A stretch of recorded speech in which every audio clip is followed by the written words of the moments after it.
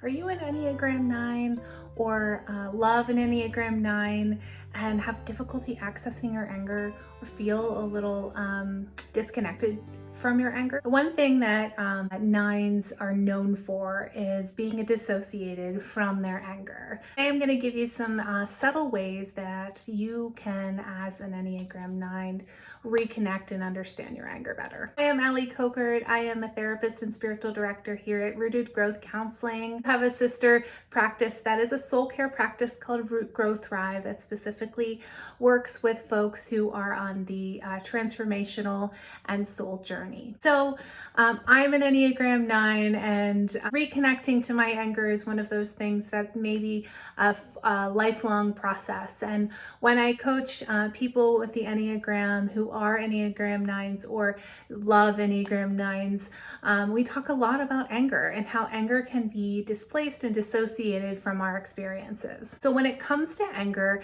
as an Enneagram 9, we are in the anger triad or the gut triad, which is the 8, 9s, and 1s. So 9s right in the center of the gut triad are sometimes known as the angriest, yet they displace it and they disown it. Sometimes people who come across Enneagram 9s say, wow, like they seem irritable, or oh, they can be passive aggressive, or sometimes they can say they seem to really check out when there's conflict.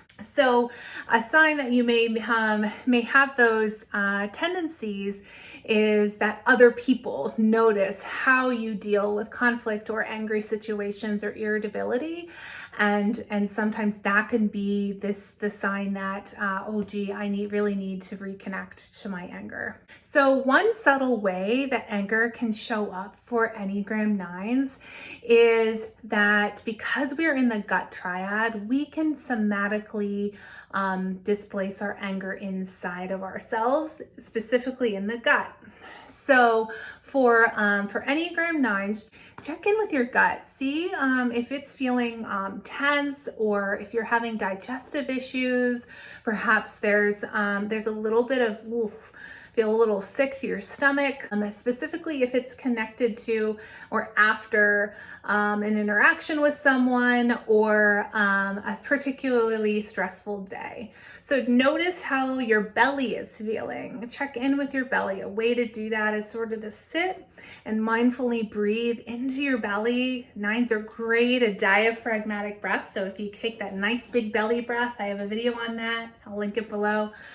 And see if where is my tension right now? Where is my tension? Is it in my belly? Perhaps that could be a sign that I have a little anger that's sort of put in there and needs to be processed. Another tip for 9s is when sometimes we feel specifically angry is that we numb out.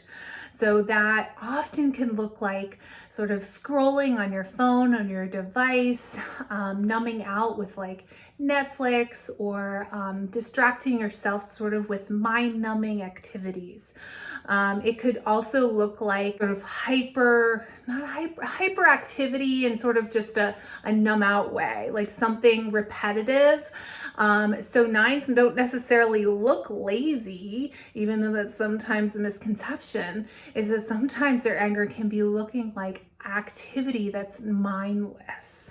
So that's a way that we as 9s can kind of get out of the feeling of anger and sort of distract ourselves away from it. You know, we can find ourselves, oh gosh, I just been like looking at my phone for 20 minutes and I really just thought I'd check one email. So when that happens again, move back into your body with self-compassion. How can I just recenter myself and my experience?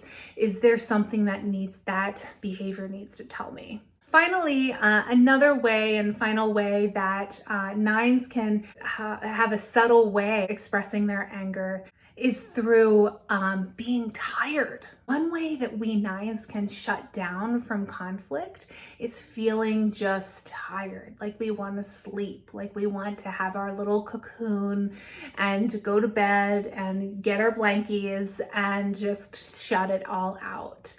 And that can help, certainly in the moment, just like a lot of these behaviors may soothe a feeling of stress or anxiety associated with anger.